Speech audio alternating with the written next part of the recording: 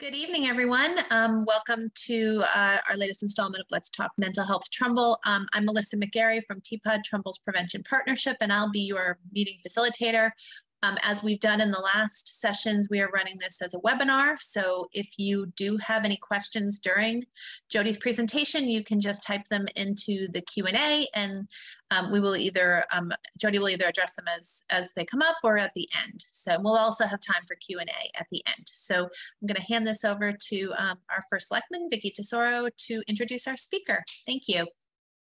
Thank you, Melissa, and good evening, everybody. I hope you all had a happy and healthy summer. It is my pleasure to welcome you to our fifth installment of Let's Talk Mental Health Trumbull. Once again, I want to thank all of the town organizations who have been involved in planning these sessions.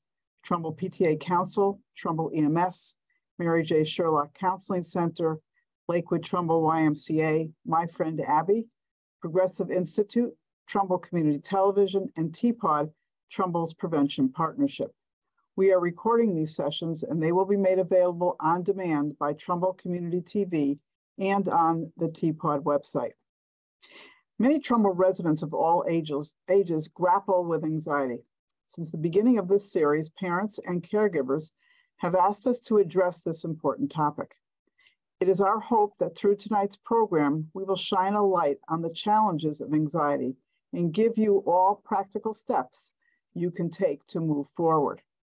Tonight, we're pleased to welcome our speaker, Jody Amond. Jody is a licensed clinical social worker in the final stretch of a doctorate program at Simmons University. She has worked as a psychotherapist for over 25 years with teens and families, helping them heal from trauma, understand the world, and build confidence in themselves. Because she is an anxiety survivor and a mom of teens, you'll feel she totally gets you. In her YouTube channel, Jody Amond Live, her TEDx Wilmington talk, Calm Anxious Kids, and her award-winning book, Anxiety, I'm So Done With You, Jody shares how Generation Z can ditch anxiety and depression and hardwire their brains for sustainable happiness. So welcome, Jody. Thank you so much, Vicki. Thank you, everyone. I'm so happy to be here in front of you. We planned this a long time ago, and I've been looking forward to it. Because I'm in my doctorate program, I've had a little hiatus in speaking events, and it's been about 6 months. So I may or may not be rusty. I'm not sure, but I'm really pumped up for tonight because this message really needs to get out. First, want to say that I come from the unceded territory of the Haudenosaunee people, which is modern-day Rochester, New York.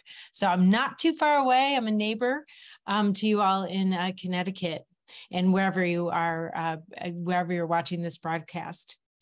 So I'm also have notes, but that's to respect your time. So you might see me look down, but I'm totally here with you. All right, so we are going to cover two things tonight. And the two things we're going to cover tonight is how did we get here? Like, why is this a problem? What is going on? How did this happen? How did anxiety just, become so infiltrated into all of our lives? How many of you, we all know someone who's struggling with anxiety, and most of us are struggling with anxiety ourselves. And so what is happening? I'm going to cover that. And the second part is I'm going to talk about what we could do about it. Because I just don't want to leave you in this hopeless feeling that there's nothing we could do. This is why we have anxiety, and then that's just it. No, actually understanding why anxiety is such a problem is actually the way we're going to take that information and use it. And I'm going to give you some doable steps that you could take, because anxiety is highly treatable. And if you've been told something else, that anxiety is not highly treatable, or like brains are just wired that way or something like that, that's not true. That is an old discourse that has maybe been around for a long time. And maybe people are still telling you that. That doesn't mean it's true. Actually, the research shows that it's highly treatable, and it comes out of a context. That's what you're going to learn tonight. So let's talk about how we got here. And feel free, if there's something you need clarity on or you want something, you could write a question while I'm talking. And I will get to it as soon as I can get to it, or especially if you're trying to get clarity, because if you are confused about something I said, maybe other people are too. So I can handle it. Go ahead and put a question in there. But I'm going to leave time at the end also to ask any question that you want to ask. So we'll probably talk for an hour and we'll have question and answer time for about a half hour at the end tonight. All right. So how did we get here? Well, basically, the way we live now is not how our brains evolved for us to be living. And so that's the talk. All right. Any questions? That's the whole thing, is like the way our brains evolved over millions of years is we didn't evolve for the life that we are living now. And so let me break that down a little bit for you. I was just joking about that. So we have Generation Z, we're talking about young people, we're talking about anxiety in teens. I wrote this book for teenagers because it has become such a problem. And if you're a parent, if you're an educator, if you're a therapist, or if you're a young person yourself on listening to this video, you know that this has been, it's startling how much it's become a problem. And, and you think about, is it because of the COVID pandemic? Is it because of phones? What happened? And really, yes, all of that. But first of all, it's like it was happening before smartphones. Smartphones are phones that we used to call smartphones because there used to be phones that didn't hook up to the internet. And now all the phones hook up to the internet. But Generation Z is defined by the fact that they had smartphones from about junior high. Most of their peers had smartphones in about junior high, were connected to the internet. And the reason why that's significant that the phones were connected to the internet is because you spend more time on them than you did when it was just calling or just texting. We spend more time there. And obviously with social media, that's increased multifold.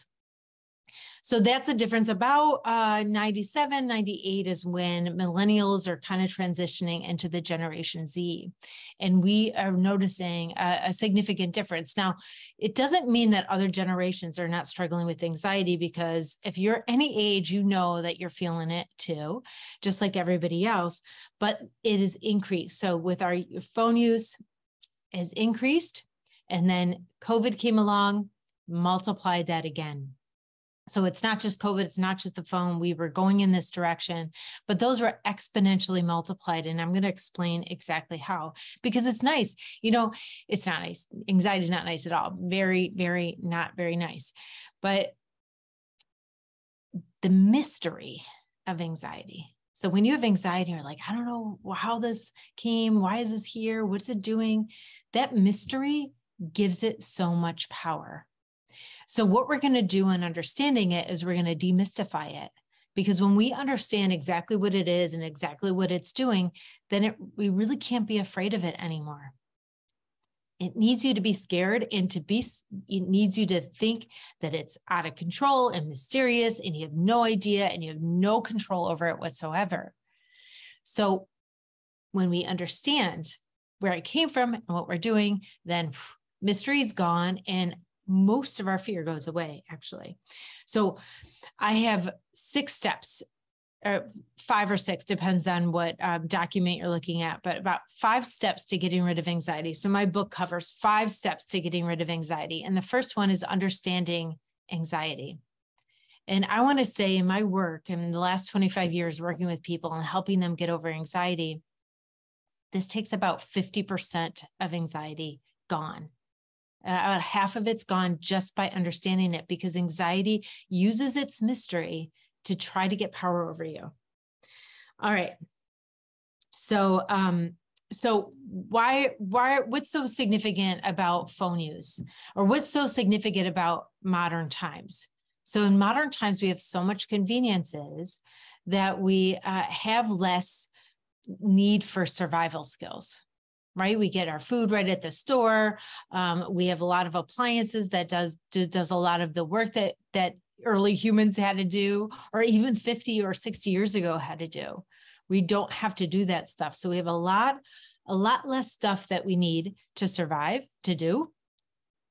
And so that's how it started, right? Because our brain evolved for millions of years to solve problems all day to keep us alive. And we don't have as many problems to solve. And so our mind is going to look for some. You're starting to get it, right? So our mind's going to start looking for problems because it's like, we got to keep her alive. We got to find what the problems are. I don't see any. I got to find some. And that's how, those lies of anxiety start to come, and we start to, this must be something.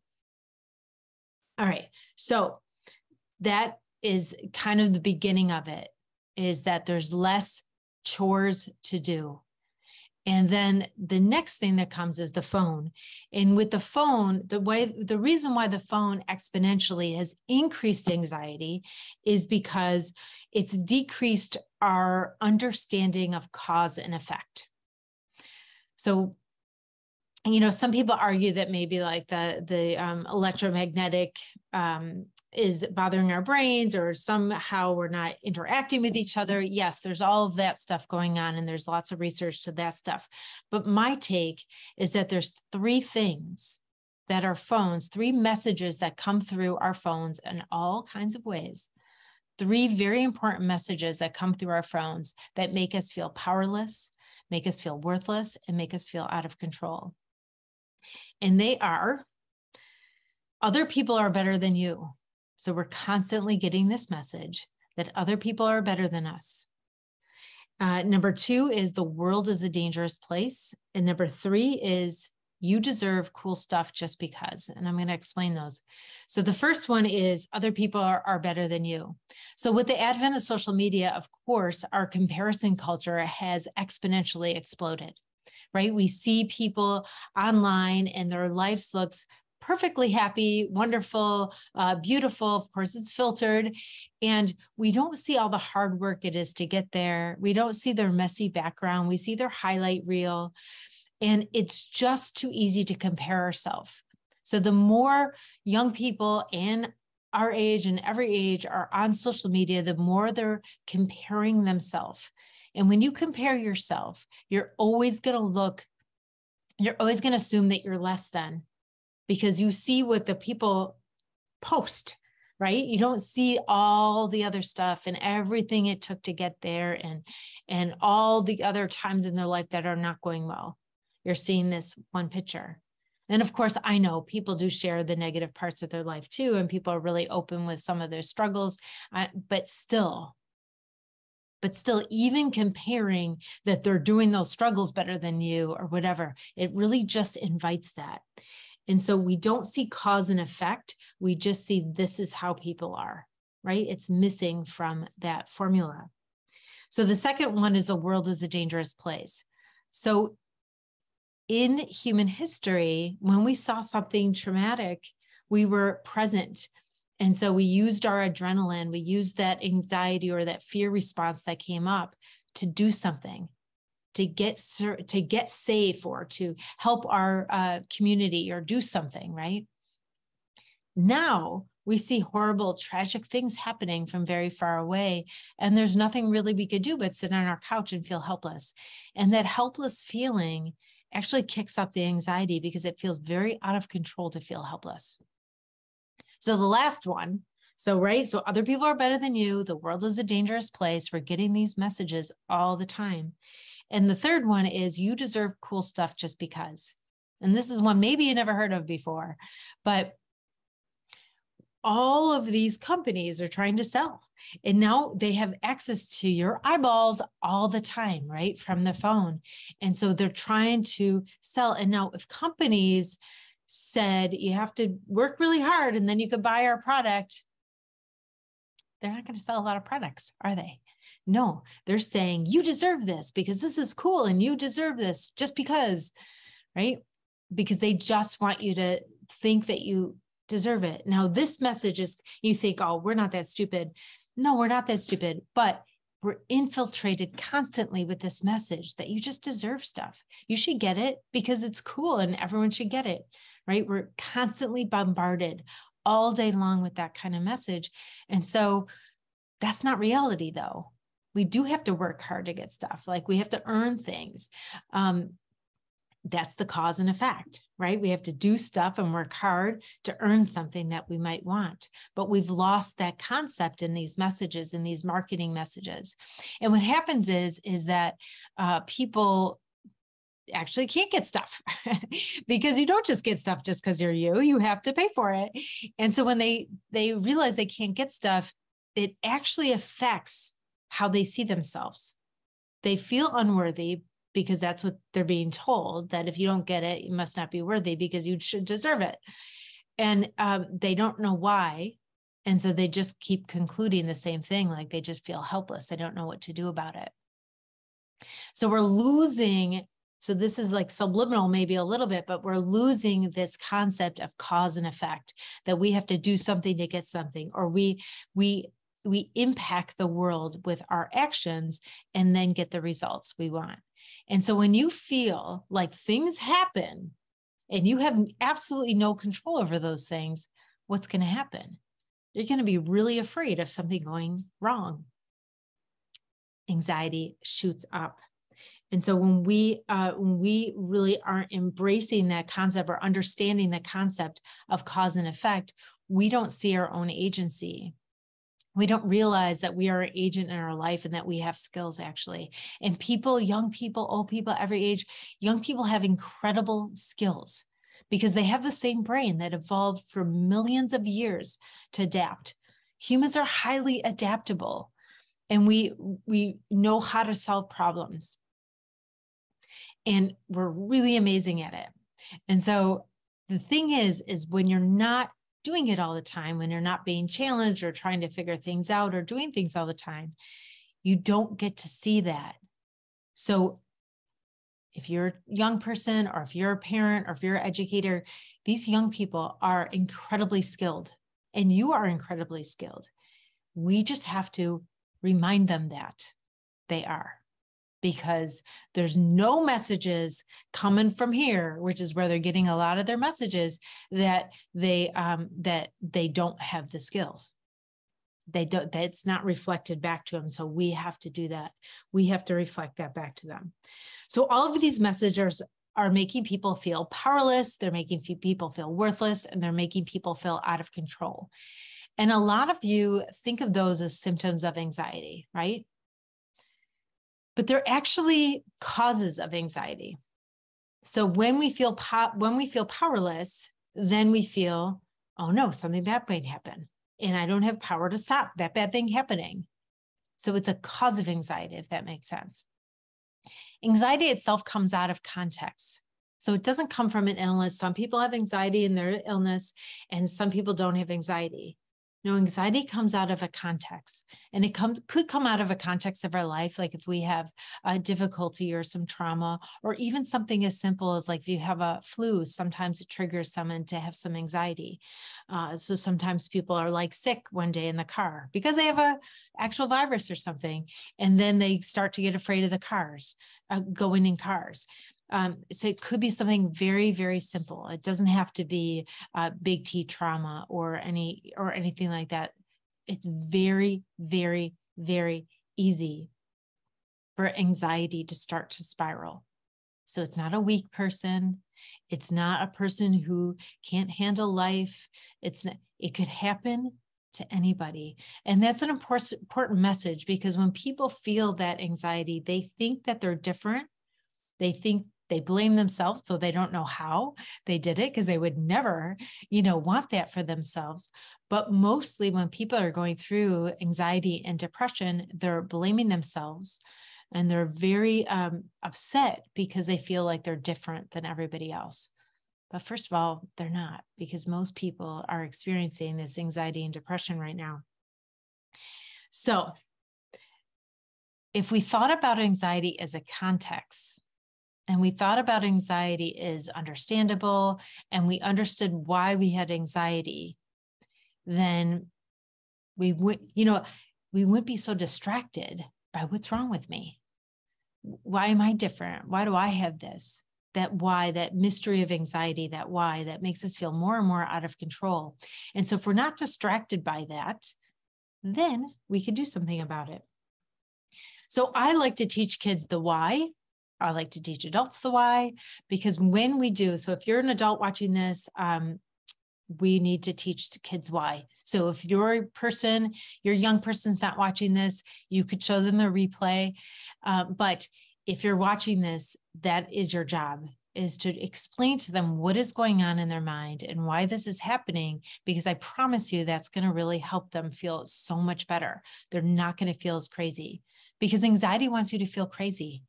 Because when you feel crazy, you feel less than, you don't trust yourself, and anxiety could continue to reign in your life. All right. So, and if they understood why, they would, we get really caught up in negative self-judgment towards ourselves. And that, again, is a huge distraction from healing, huge distraction from healing.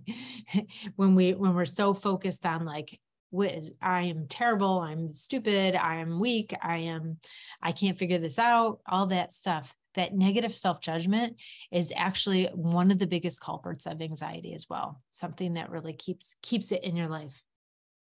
All right. Like I said, there's 5 steps to getting rid of anxiety. And the first one's understanding it.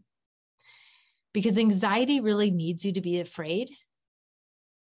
And I'm going to tell you why, because I'm going to talk a little bit about the biology of anxiety. So part of understanding anxiety is understanding the biology. And I know a lot of you know this. When I started teaching this online about 15 years ago, no one talked about this stuff. But now with polyvagal theory and a lot of the brain stuff, like we really are understanding, we're talking about the amygdala. I remember 15 years ago, I was telling this, she was a nurse. And I was like, yeah, the amygdala is what triggers the anxiety. And she's like, amygdala, that's like a made up word. You're a nurse. But now we all know this word amygdala. And we all know that it releases the adrenaline, but I'm going to tell you some things, hopefully, or maybe you haven't heard of yet. And if you haven't heard of it yet, I really want you to know this part. Some of it you have heard of. All right. So the amygdala is this tiny almond-shaped cluster in the middle of the brain, right? This is the reptilian part of the brain. So this is like less evolved than our mammalian part of the brain, the prefrontal cortex. So the amygdala is what triggers the fight and flight response, the adrenaline. And it works on emotional memory. And the reason why it works on emotional memory is because it's faster. So if we are triggered by something, and it could be something in our senses, or it could be a thought, our emotions tell our amygdala that there's some danger somewhere. So you know how it feels like anxiety comes out of the blue sometimes, or maybe if you don't have anxiety, if someone has told you that before, that anxiety feels like it just comes out of the blue, which is so scary. It doesn't come out of the blue. There's always a trigger, but the fact is that the trigger is often emotional, so we're not cognizant of it. And so it feels like it comes out of the blue, because what happens is when you have that emotional memory, your body nanoseconds kicks up the adrenaline. So it goes to all of your large muscles and your body is buzzing, right? Who's felt that before? So your body's buzzing with all this adrenaline, like immediately. And then the amygdala sends the message to the prefrontal cortex and says, something's wrong, find out what's going on.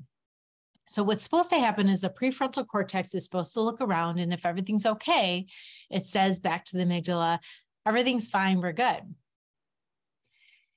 Doesn't always happen that well, does it? Because what happens is what's happening in modern times is the amygdala is going off, the body's buzzed, with adrenaline, totally ready to like run around the house. And so the message goes to the prefrontal cortex and it says, something's wrong. Tell us if we're okay or not. Like, no. The amygdala sends that adrenaline in case there's a problem, not because there's a problem. It sends it in case there's a problem. If the cortex decides that you're in danger, it already has the power to do something.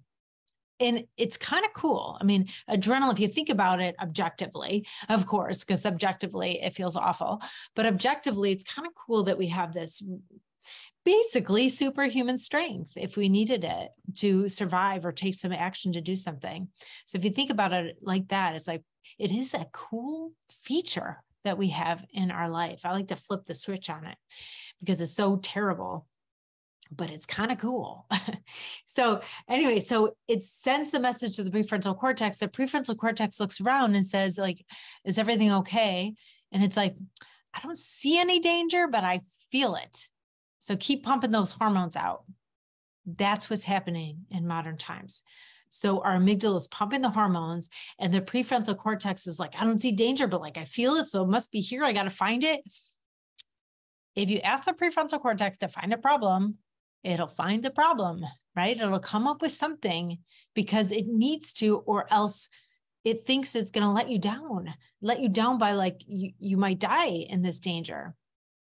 And there's no danger, right? 98% of the time, or maybe even higher at this point, 98% of the time when your amygdala goes off and your body floods like that, there is no danger. So if right away that mammalian brain said to the amygdala, nope, I don't see danger, we're fine. It only takes a couple seconds for the amygdala to stop the adrenaline. What happens is it kicks off this other hormone called GABA. Now the GABA hormone puts the brakes on the adrenaline. And so it's really, really awesome. Now, I hope you're all following me. Ask me a question if you need to, and I'll answer it. I don't see any questions yet. So that's happening. But what happens is like in evolution, this message pathway from the amygdala to the prefrontal cortex has been fine, not so fine, perfect. It's like perfect and efficient. It works like so well because you needed it to survive. So of course it created and evolved to be something really perfect and streamlined. But the message pathway from the prefrontal cortex back to the amygdala, we don't need that to survive. So it does not have the same perfection as the other way around. And so we have to do the heavy lifting. We have to consciously tell the amygdala that everything is okay. And so I have a script that I tell people to use. And the script is, thanks, amygdala. Like we're flipping the script here, right? Because usually it's like, no, I don't want anxiety. Like it feels so awful. You just like, oh, I hope it doesn't come. I hope it doesn't come. I hope it doesn't come. Right? That's usually the record that's playing. I hope I'm not triggering anyone. But instead be like, thanks, amygdala. If I needed you, that'd be really awesome, but I don't need you right now.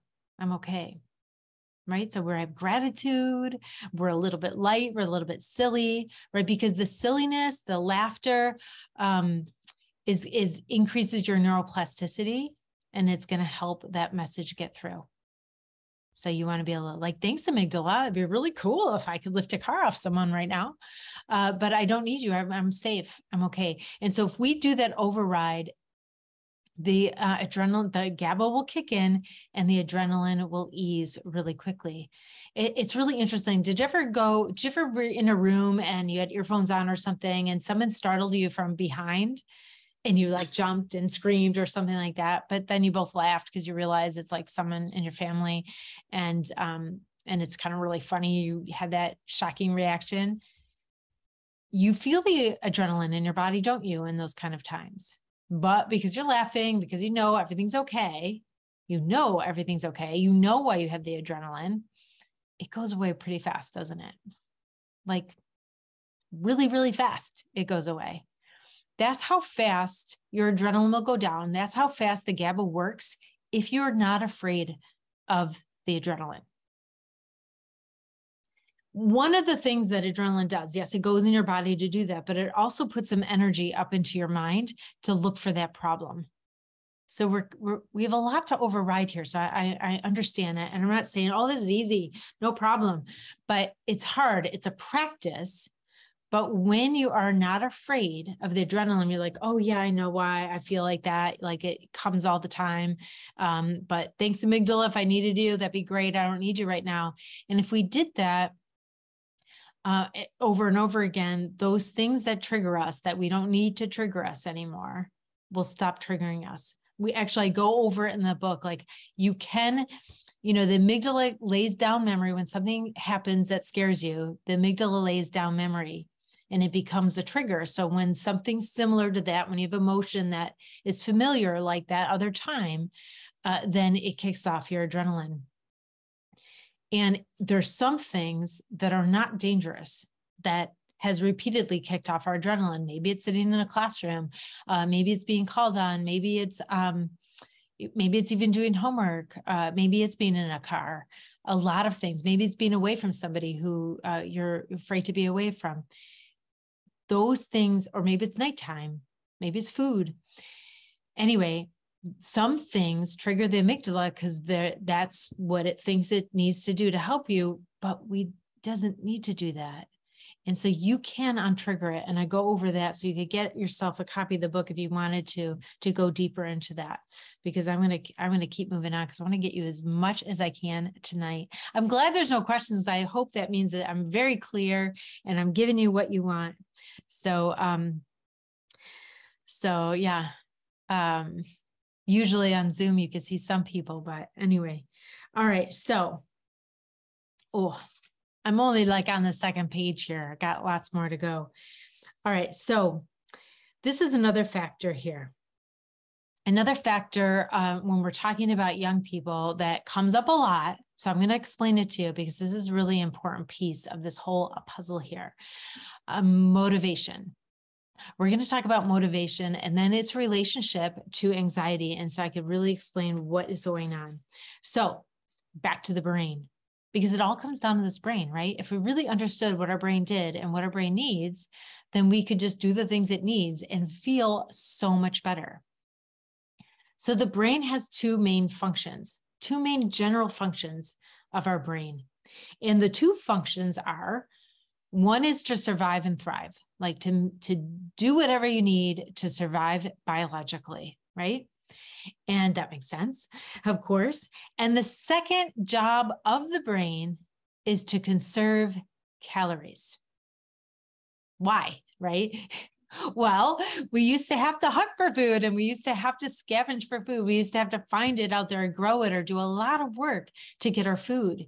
And so we didn't want to make choices that burned too many calories in case we didn't have enough food. Now, it doesn't try to conserve calories when you don't have food.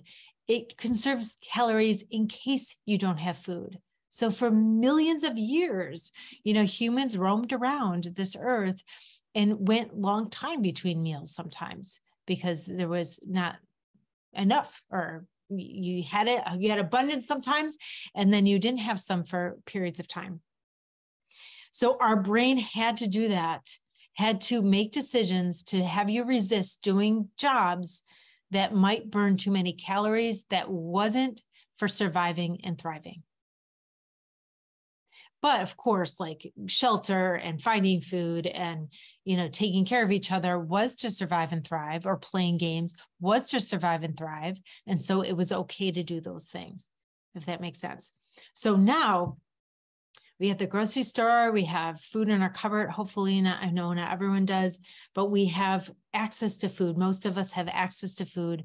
We do not have to do all that work. And so we don't really need this feature. But of course, after being, this is like, 50 years we've had grocery stores at our disposal like this, and millions of years we've evolved to conserve calories. Don't forget. Okay. So both of these things are kicking your butt right now. So both of these things, that your brain wanting to survive and thrive makes it really highly trying to solve problems that sometimes aren't there, right? Because to survive and thrive, it's got to make sure everything's okay. And because everything's okay, it's like, oh, I must be missing something. I have to find something, right? And so, so the anxiety, the lies of anxiety, the things that anxiety is telling you to be afraid of, we believe it because we think we need to help ourselves survive, right? That's what's going on a biological level. So that's bothering you. And then the conserving calories things plays out in a lot of ways, especially with young people, because their brain's not really developed totally until like 26, when they start to get more of the big picture view, that immediate gratification thing is kicking in, right? So when they're given option of a task, their brains are immediately judging, is that for surviving and thriving, or do I have to conserve calories? So what do you think teens do when they have to do a chore, or when they have to do homework, or when they are faced with a test or something hard? They feel a biological resistance. So this is not them doing it. This is not culture doing it. This is not laziness. This is a biological resistance that comes up that says, I don't think you should do that. And it feels it. The thing is that we don't understand what that means. And we put all other kind of meaning on that's going on. We call this generation lazy, or we call them unmotivated, resistant. They get really indignant. Like when someone's telling them to do something, they feel like it's oppression on them, or someone's trying to control them, right? This is that biological resistance. And if they understood, and if you did, if we all understood what was going on, then we could override it without having it cause so much conflict. Because, teens aren't unmotivated. They're actually highly motivated to resist. So they got the motivation piece. They got the motivation piece online. And so if they understood, because who has heard their teenager say over and over again, I'm so tired. Why am I so tired? I'm so tired, especially when they're going to start their homework, right? Or especially when you say, empty the dishwasher. I'm so tired. So tired, Mom, right? That's this biological resistance kicking up. And they're thinking it means I'm exhausted. Something's wrong with me. I'm exhausted all the time. What's wrong with me? Right? And so they're starting to get this story and build this story that something's wrong with them. They're different than other people. They're less than. And then when you're facing life and thinking like, how am I going to do all this stuff? How am I going to succeed? And everyone else is succeeding but me. And it's this constant like comparison that's happening. And so when we understand what it is, when we understand that it's this biological resistance and not actual resistance and not obstinance and not laziness at all, and we knew that we could override it. So, as adults, we do override that stuff all the time. We're like, we got to clean the bathroom because no one else is going to clean it. Or we got to make dinner because no one else is going to make it, right? So, we do these tasks because we know in the big picture that we need them to survive and thrive, even if we don't want to do them. And with a maturing brain, that is a little bit harder. I mean, they're starting to get it, right? They're developing into that, but it's not fully online. So it's not like don't make them do stuff. Actually, it's the opposite. Now, if they've been doing chores all the time, and if they've been doing hard tasks all the time, that resistance goes down. So if they sweep the floor every day, they wouldn't be complaining. They wouldn't have that resistance so much because they'd realize that it only takes like 5 minutes and it's not even worth getting upset about, right? Their brain would be kind of rewired to not get upset about that. And when you think that everything is hard and I don't want to do anything and I have to do all the stuff I don't want to do, life stinks, actually. I mean, not in a like really depressing way, but just in like a heavy way, right? I mean, the other things come in and the anxiety comes in and the not liking yourself very much comes in. And that's what leads to the anxiety and depression. But just like feeling like you have to do all the stuff that you don't want to do is really, really heavy. But if you're used to doing it, people who, people who do chores all the time, they have less resistance just because they're used to it. So I hope that that is one thing that really has helped me as a parent. I forgot to say, like, I have 3 kids. My youngest just turned 18 and went out to college just like a couple weeks ago. So yeah, so I'm speaking from experience. I did have anxiety when I was young as well. And so I understood it. And that's why I've written 4 books on anxiety so far. But my kids have really struggled at different times and in different ways. So I know anxiety really tries to affect us in a bunch of different ways. Because it gives you different content. You know, there's different triggers. So sometimes people have like health anxiety, and sometimes people have, you know, anxiety, social anxiety, and there's different kinds of anxiety, but it's all the same animal. It's all working on you the same way by these, whatever these triggers are, triggering the amygdala and telling you there's something really to worry about. So now that you understand what's happening biologically, and now you understand what's happening culturally and evolutionarily, or whatever we want to call it, what are we going to do about it? What can we do about it? And maybe you've already seen some threads of some hope in here. And when I explain it, of what to do, and I'm sure I can't stop but saying some of the opposite things as we're talking, but there are things that we could do to build resiliency in our kids. So I'll go over the 5, I'm sorry. In my first book, I did 6 steps to healing anxiety, but then I just shortened it down to 5. I combined the 5 and 6 in this book, but I want to tell you what they are now. So at least you have them. And I'll repeat them a couple of times because I know I don't have words. I know on Zoom, when you do screen share, I'm like in this little, you know, this little kind of square in the corner, and that's no fun, especially on a replay. So I'm just going to repeat them so you got them. So the 5 steps to healing anxiety, and anxiety is healable. Like, it's not like you just have to manage it, but you could get rid of it altogether. And that doesn't mean it doesn't ever come back in your life. That doesn't mean you have anxiety and you always have it and come back. It comes back because we have the amygdala, we have the sympathetic nervous system, right? So we do have adrenaline in our body. So it doesn't come back because you're the person who gets anxiety. It comes back because biologically we have this function in our body. And so when we're under stress, or there's, you know, perfect storm of something happening or some reminder of it, it could come back. But that doesn't mean you're not cured, because you just have to remember how you got rid of it the first time, and you could get rid of it like that day again. You cannot let it take you again. And that's how I teach people. I teach people to get rid of it, and we prepare. If something happens, if you get under stress and it comes back, because we're still humans and we still have the sympathetic nervous system, what to do about it so that it doesn't like take you down the spiral. All right. So 5 steps. 1 is understand anxiety. And that's what we covered mostly in this. I even go even deeper in my programs, in my book, but in my programs and in my book. 2 is learn the lies that it tells. You heard me refer a little bit to some of the lies anxiety tells. That's the tricks and the tactics of anxiety, is to try to get you to be upset about something that you don't need to be upset over. And you could argue this because you want to defend it. Like, anxiety has you believing it so much that you're defending, but this could happen. Yeah, but a lot of stuff could happen, right? So this remote possibility of this one thing happening is not any more or less than other scary things that you're not worried about. That's how we know it's lying. But sometimes it's just really obvious that it's lying.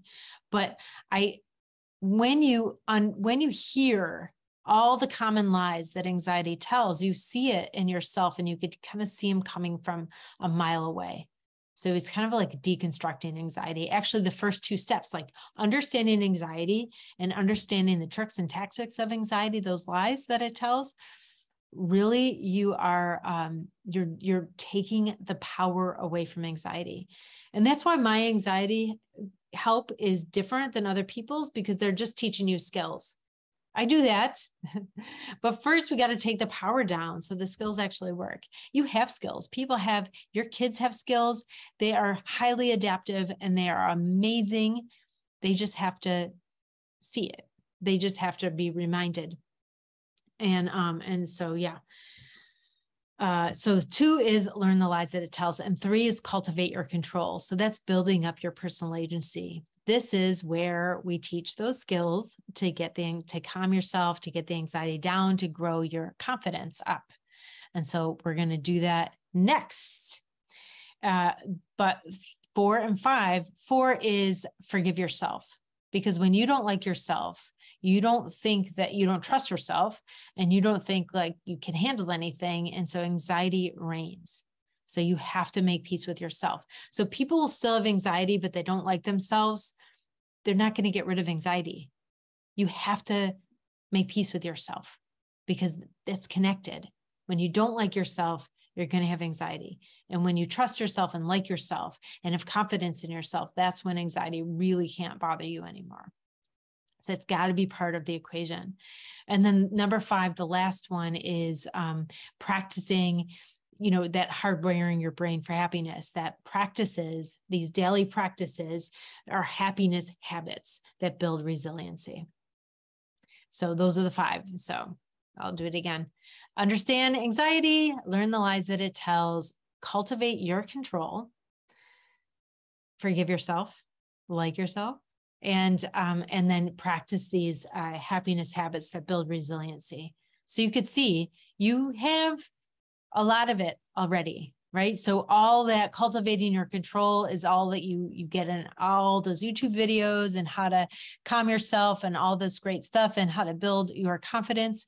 And now let's talk about the really most important, the 5 most important habits to building your kids' resiliency. Or if you're a young person, yours, because I know we have parents, we have educators, we have therapists on here, we probably have nurses and other practitioners, and young people themselves are on here watching this.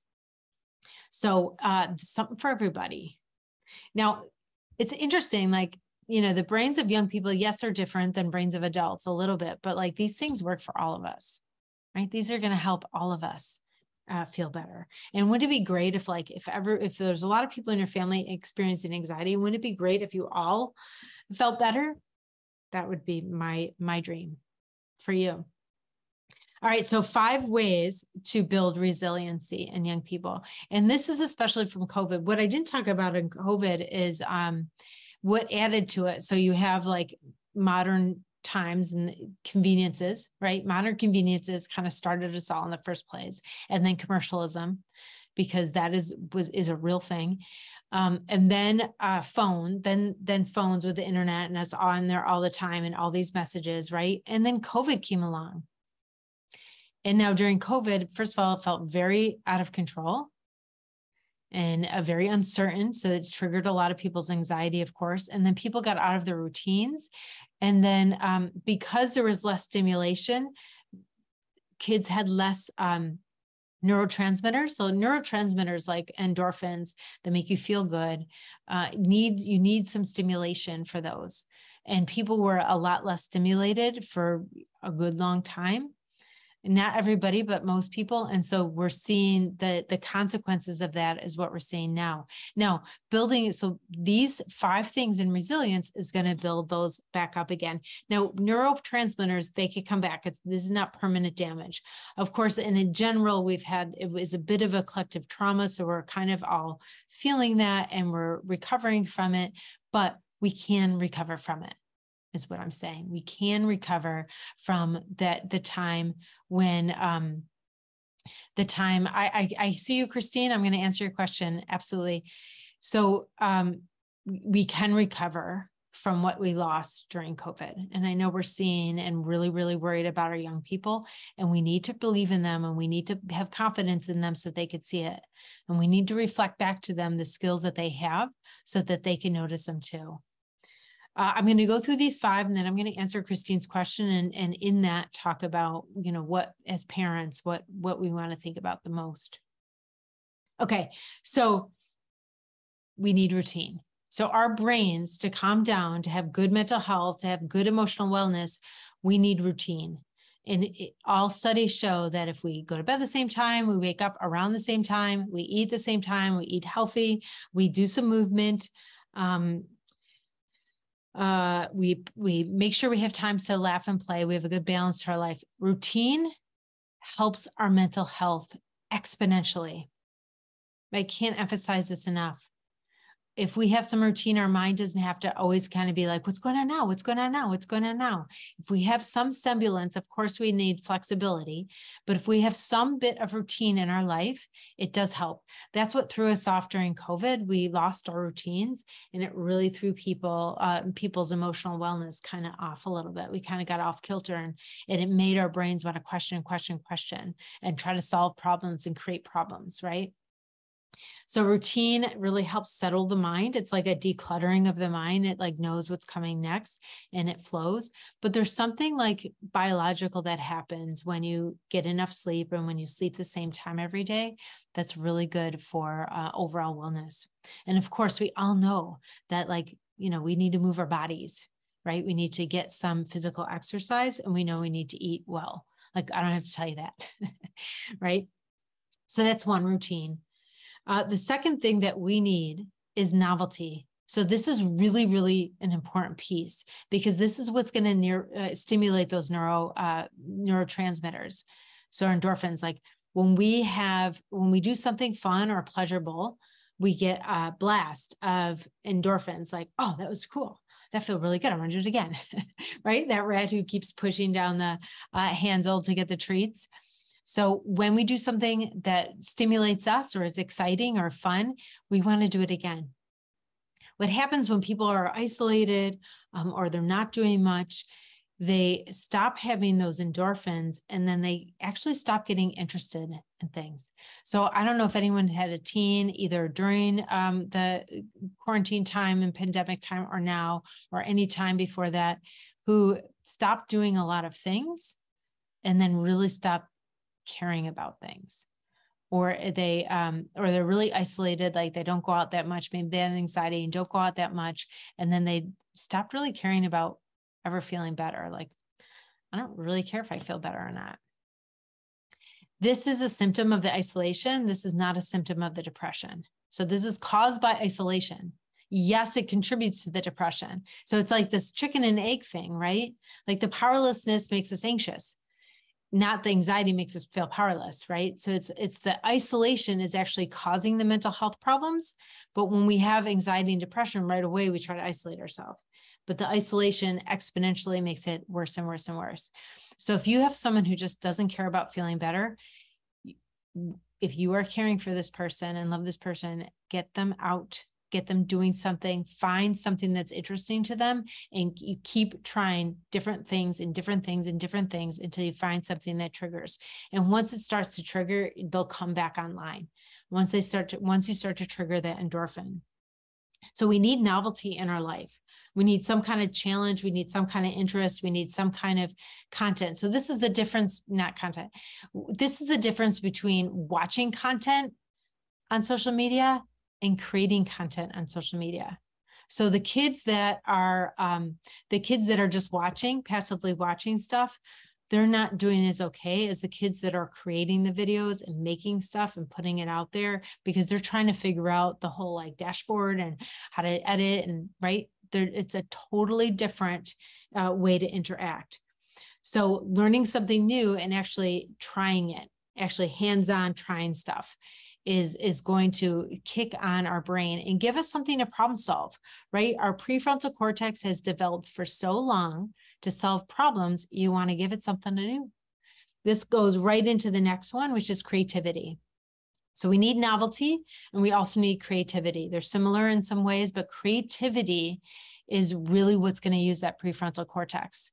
And when you have a really strong prefrontal cortex, which develops all the way to your 26 is when it's fully developed for most people, and the more creative you are and the more developed it is, your anxiety is going to go down. So at any age. So even if you're older, you want to do like puzzles and mind games and do different things, like engage in something that you have to. Creativity is actually solving problems, isn't it?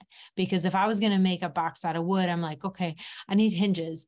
Now, should I put hinges on the outside and decorative? Should I put hinges on the inside and not show? Like how do I attach the top, right? You're just making decisions and you're solving problems. And so if anyone is struggling with anxiety, try to engage in some kind of creativity.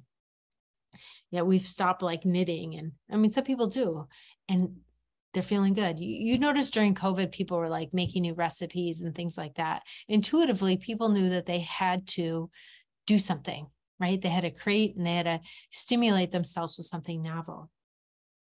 But that was extreme situation, but this is all the time. It builds resilience in you, because when you start problem solving and when you start learning something new, you begin to see that you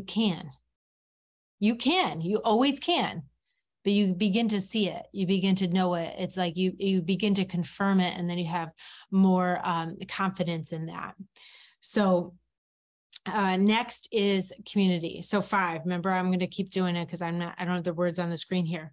Routine, novelty, creativity. And next is community, because one of the biggest problems that we have as humans is isolation.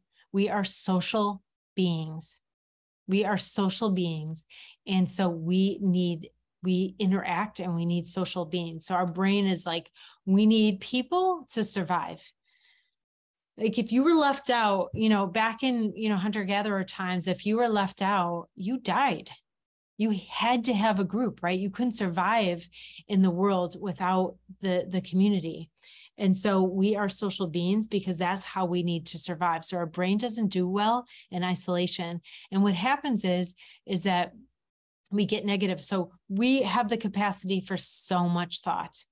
We have the capacity for so much, to problem solve, to have so much thought in our mind, and we don't need it all right now in modern times. And so a lot of it turns negative. But when you're around other people, you can make jokes about that, or it leaves you out of that and you get out of your head a little bit. When you're alone, you're just sitting in that soup of negativity. And it's not a good place to be alone. Your mind is not a good place to be alone. You want to be with other people. Plus, we're self in relationship. So we only see ourselves as reflected off the people around us. And so if we don't have that, or if we're around people that are negative, it doesn't do well for our self-concept and our self-esteem. And what a great keynote would be is talking about teen relationships, because so many young people, I'm talking about preteens and teens, are in not good relationships, are in relationships that are abusive, that maybe don't explicitly look abusive, but they are not good relationships. And I think we really have to spend some time helping. This causes a lot of anxiety and depression in long term. And so we really have to get the message out in schools to have people making better decisions about their relationships. This is really, really important. So last but not least, so we got routine, we got novelty, we got creativity, we got community, and last but not least, purpose. We need a sense of purpose. So in every happiness and longevity research project, purpose and community, right? Having people around you that lift you up, and a purpose to your life is by far the highest things and the most important things for personal happiness and living long. Because if you're happy, you stay healthy, right? Physically as well. So when you're emotionally happy, or when you're emotionally well, your body is going to respond and be, stress really affects us bodily too. So making things worth it. So even if you struggle, if they're worth it because it means something, because you're doing something with it, it matters, like we want to matter. And if we don't matter, we feel unworthy and we feel untethered, and it's not a good place for our mental health. So if you want to build resiliency in kids, these are the 5 things I want you to think about.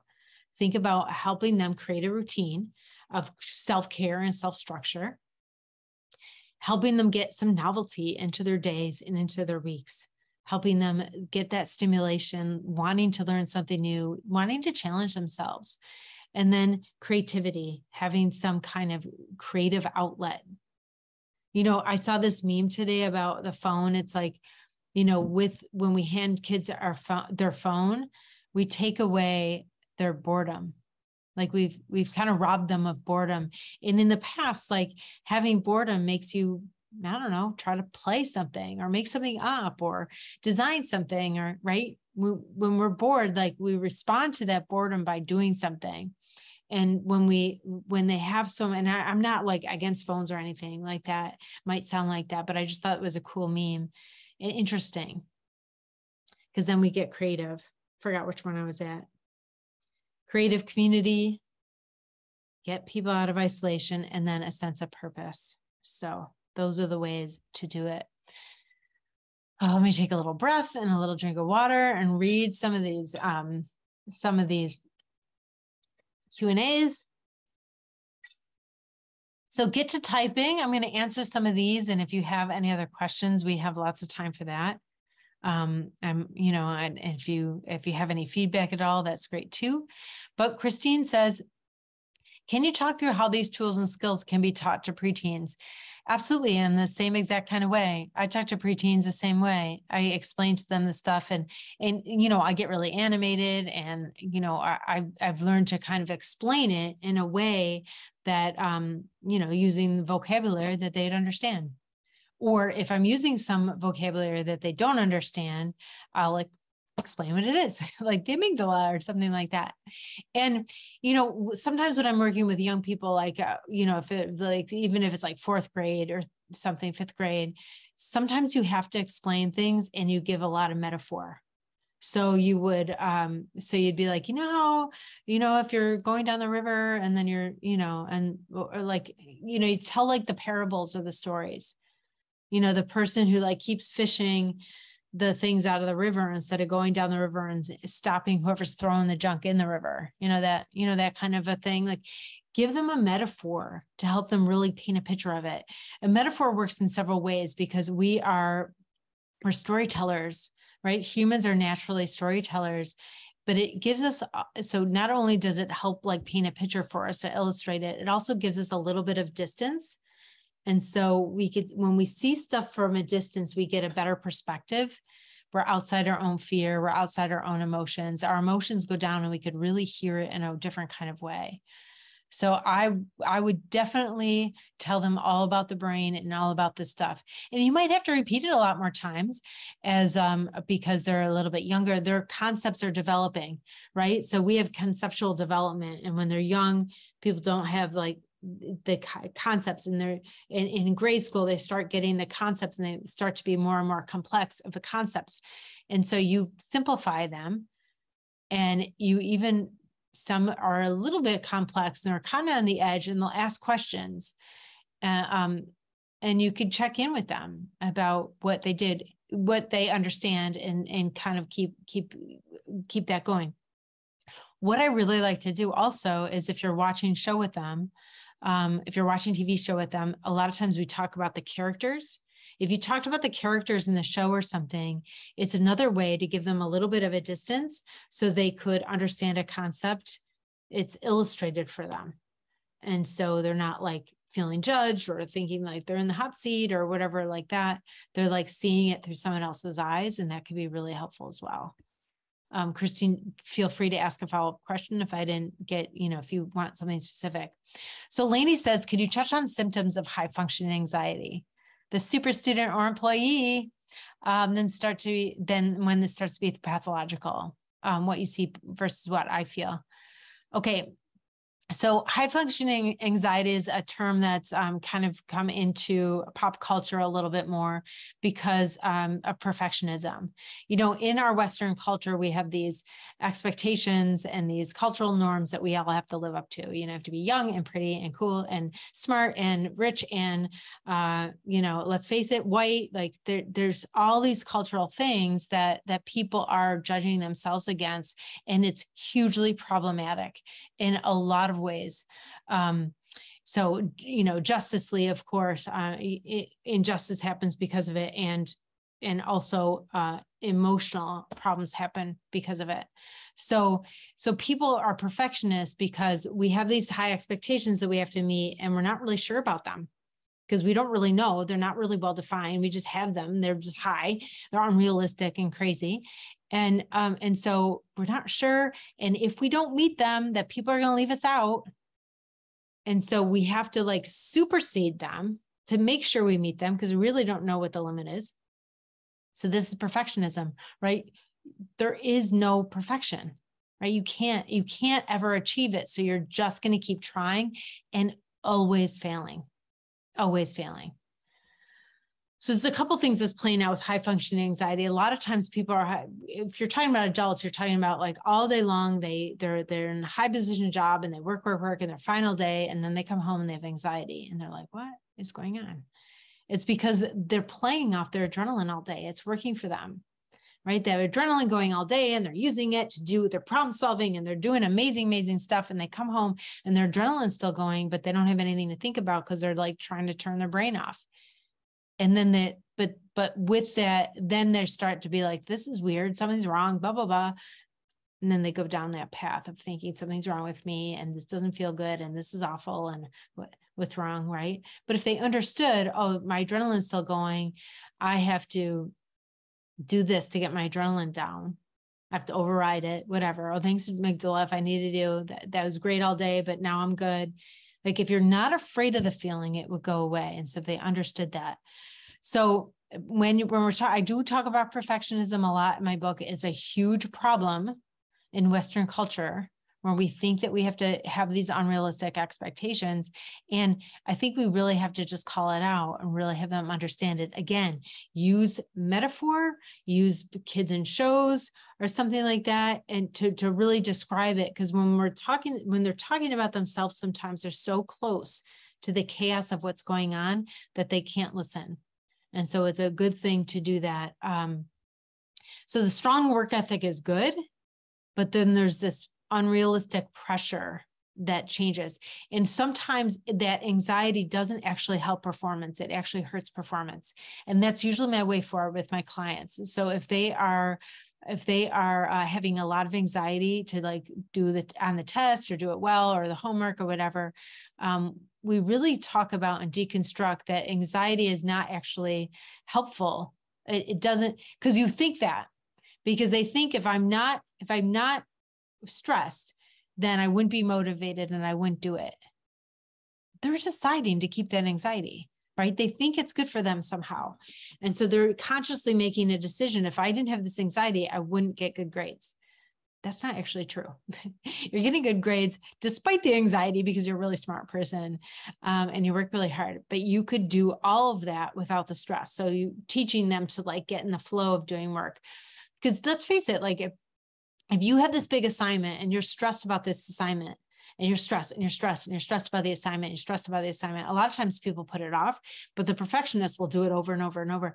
It's like you did the assignment a million times. You're exhausted. You only need to do it once, right? In your head, you do it over and over because when something's in your imagination and when you're anxious about something, it's like doing the work. Your mind is like doing the work. So, yeah. And control is a facade, isn't it? It's like, and this is the thing is like a lot of times anxiety people will say, or people who try to help people with anxiety say, like, you have no control, just like let go of control. Like, don't tell an anxious person that. Remind them that like we have 100% of control over the thing that matters most in our life, our personal agency, right? Things happen to us, but we have 100% of control about how we respond to those things. And that response actually is more important than what happens to us. Of course, what happens to us affects us. Of course it does. Absolutely. But our response actually matters more in our lifetime happiness, in our relationships with people, in our mindset and how we function and in our mental health, especially. So, so that's the important piece is like, they're trying to grab control. That's not sustainable control. They're trying to grab control. I call it pseudo control. So they're trying to get control in situations or get control over themselves or get control over other people. And it's not sustainable. And so they're still anxious and they still have to keep grabbing control. But when we teach them to connect with their personal agency and when we teach them to connect and trust themselves and build that resiliency, then that's sustainable control and they won't have anxiety, right? They don't have to keep grabbing it, if that makes sense, because they'll be like, oh, this is what it feels like. This is what I trust myself. Because that trying to get control and that grabbiness is, it's anxiety and you keep grabbing it and it slips through your fingers because you can't sustain perfectionism because you never meet it. So you have to keep trying, right? So it's not really, really good. Yeah. I mean, I hope that Lainey I'm addressing those things. Lainey is giving me some examples here, like always in control. You feel like something will go wrong if I don't do everything myself. Yeah. I mean, this is like control issues are anxiety issues. That's all they are. And so that's what is playing out. I'm going to move on and maybe come back to it, Lainey, if you have a follow-up question there. Julie says, what are your thoughts on taking phones away from older teens, 16, 17, for a period of time to for the boredom to bring out the creativity? Yeah. You notice addictive behavior and have a history of anxiety. I guess I would get them on board a little bit. Like if it's a punitive thing, then maybe they'll have some resistance. And then in the end, they actually like it. A lot of times kids like freak out and then they come to therapy the next week and they're like, actually, I feel better. I like it not having a phone. They do flip the switch. A lot of them do. So yeah, have them do experiments. Like, what if you go take a walk without your phone for a little while, or let's have an experiment, ask them how they feel. When they've done research studies on teenagers who are away from their phone for an hour or so, like that short of time, they do respond saying that they feel better. And so when you're sharing with them this kind of information, then especially if you're close with your kids and you see them getting really, really anxious and comparing themselves and talking about their friends and that kind of stuff, and then they take a break and you ask them again, they'll see that they're making a difference. And I mean, we're not going to get rid of our kids' phones forever. If you can delay as much as you could delay for a young person, that's great. But, or if you somehow have other things in their life where they're away from their phone a little bit because they're in some kind of activity, that's really helpful. Or if you really encourage them to have some kind of hobby or some kind of thing that they're doing. So when they are already addicted to phone, you might have to really entice them over here with something, or show them this research and say, we should try it. Let's try to do a half hour. Let's see what happens. Let's see how we feel. Let's test. Like inviting them into an experiment could be kind of fun. Anonymous said, this has been great. I love the explanation of the amygdala and how it works. I never heard of the GABA. Yeah, the GABA hormone is awesome. There's a lot of ways you could raise your GABA. Sometimes with some food, you can raise your GABA hormone, but things like the Wonder Woman, if you stand really tall and like spread eagle with your body. If you look out the sides of your body, the sides of your eyes, because amygdala gives you your adrenaline gives you like tunnel vision, right? Because you have to like focus and find out what's wrong and solve that and not pay attention to anything else so you could survive, right? So if you do things that tell your brain that you're not in danger, because if you were in danger, you'd be like this, right? And if you're not in danger, you'd be like open, right? If you're soft body, your front of your body, you have to cover it if you're in danger, right? But if you're opened up like this, even if you sit with your arms open like this, you're telling your brain that you're not in danger and your GABA hormone is going to kick off. But when you see yourself taking action, when your brain groks that you're taking some kind of action, the GABA hormone releases. So it's awesome. Any recommendation? I can't talk. I'm so excited. Any recommendations for someone with anxiety related to driving? I do have a driving anxiety program online, so it's a couple of videos, but also audios that people could listen to, because it's interesting. We use the metaphor of being behind the wheel as being in control. And so I play on that metaphor a lot and get them to really be present and think about the control that they have. Because a lot of times with driving, you focus on, in general, anxiety wants us to see all the things that are out of control, but there's infinite number of things that are in our control that we're not thinking about, because anxiety is like a beacon for our attention about all these things that are out of our control. But the things that are in our control are much more important, much more meaningful, meaningful to like how things are going to go. And so that's what I'm kind of switching. And actually, my program for driving anxiety is if you go to my website, jodieammon.com, and just hit the shop at the top, or courses. I can't remember what the navigation thing is, but you learn about anxiety, you learn about the amygdala, you learn about all these things, so you can help other anxieties too. This is the thing, when you help one anxiety, you could get rid of other anxieties. They're the same animal, they work on you the same way. Driving anxiety is so common because, yeah, we're just focused. When kids are starting to drive, when teens are starting to drive, I notice they're really anxious, but once they start doing it, because it's unfamiliar, it seems overwhelming, you know, and there's all these people that are like out of your control. But when they start doing it, that anxiety goes away. But a lot of times they don't want to do it because they're anxious about it. But I always encourage them, just try, because tons of kids are anxious. And then when they drive a little bit, their anxiety like goes away. You need to be familiar. Even like if you haven't gone to school in a long time, or you haven't like done public speaking in a long time or something, you know, the anxiety about it, because it's unfamiliar, actually really grows. And it's only in doing it and becoming familiar with it that the anxiety goes down. Okay.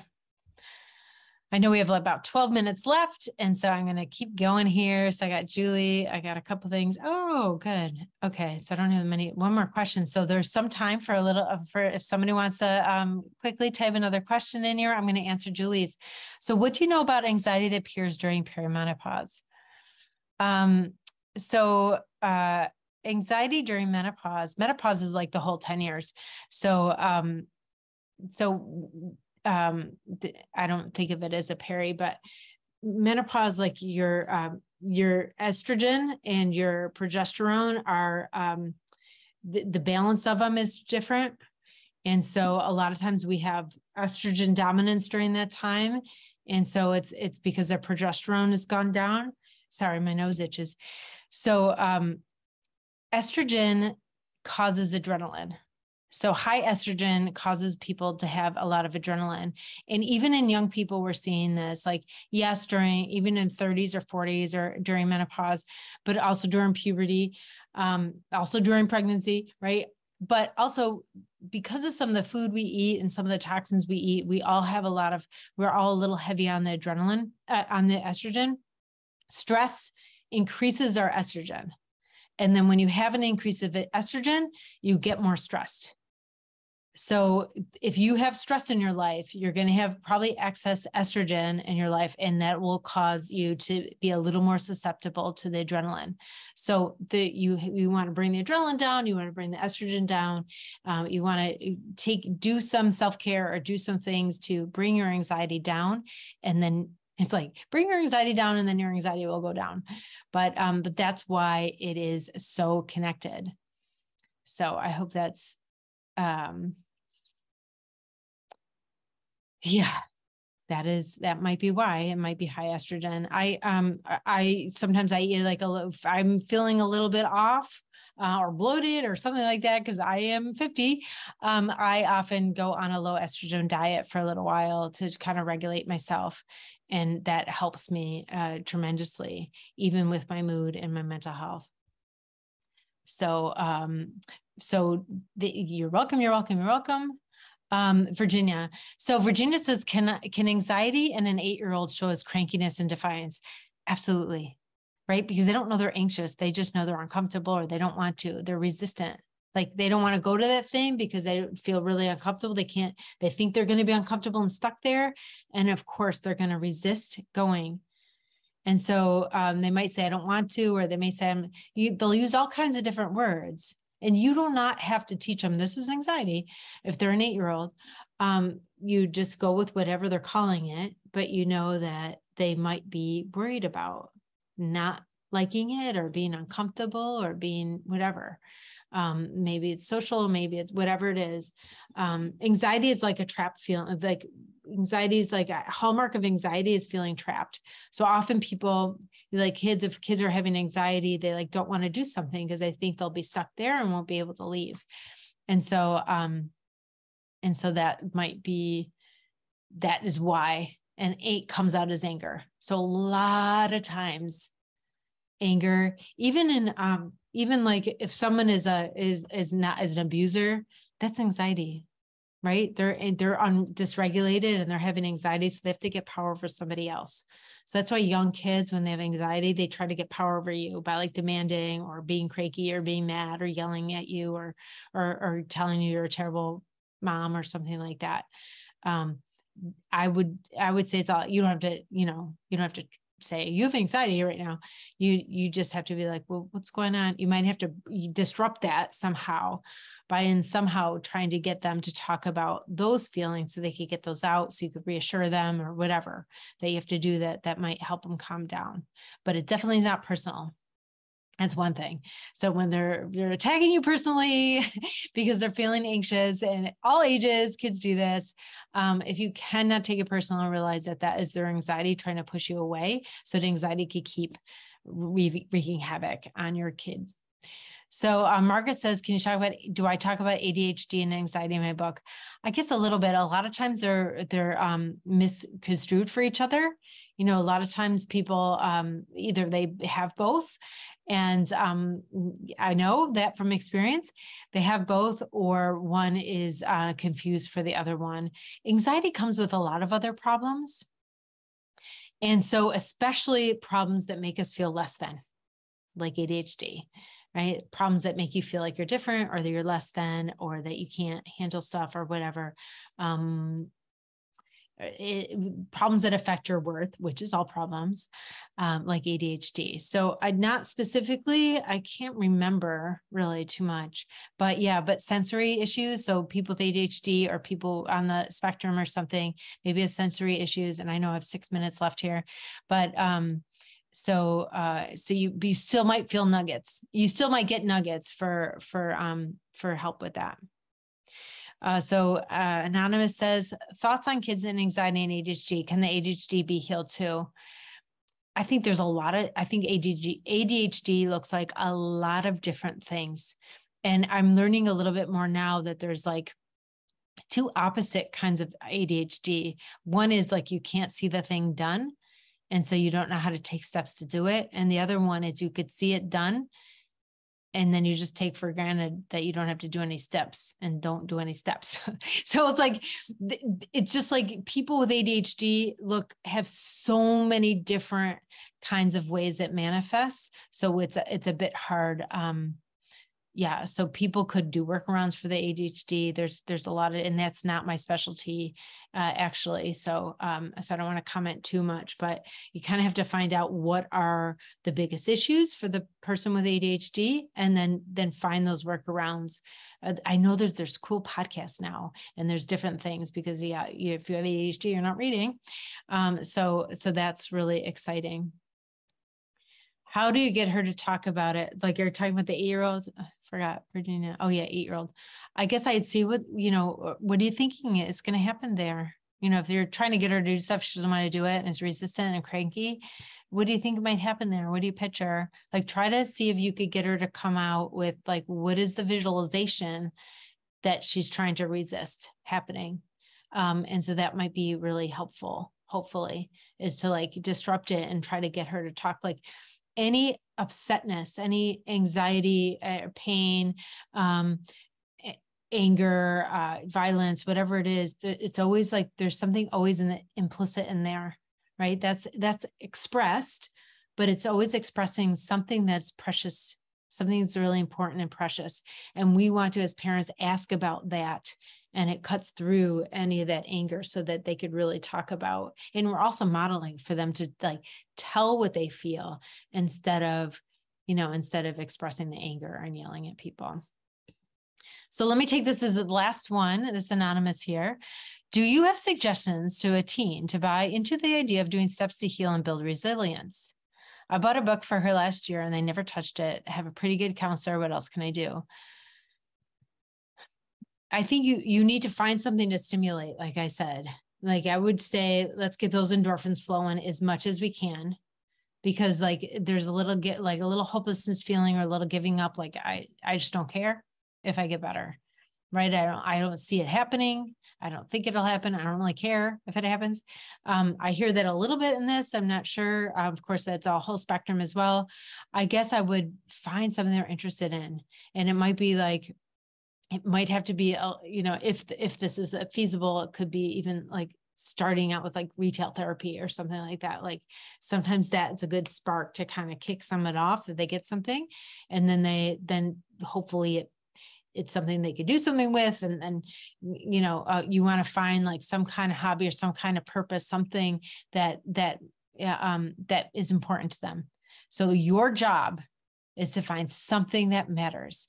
And that's our counselor's job too. So when I work with someone who doesn't care about feeling better, I have to come up with a definition that she wants to take a stand against whatever's going on, or else I really can't go anywhere in therapy, right? I have to have her be like, I have to have my client want to do something. I have to want something, and everybody wants something. And sometimes it takes a while for someone to figure out what somebody wants because they've been kind of suppressing it so long, or not have had stimulation so long. And like, and so I just have to keep doing the work of trying to find something that interests them. So yeah, a lot of pressure. I know. My youngest just went to college, so I know that the last couple of years, woo, and this year too, big time. So I'm glad that I helped everyone. Thank you so much for all the questions. Hi, Melissa. Hi, thank you for this, Jody. It was great, getting lots of positive feedback. Thank you, everyone. This was recorded and will be available for rewatch on the TPOD website and through Trumbull Community Television. Thank you, Jody, for all the wonderful information and all those wonderful question answers.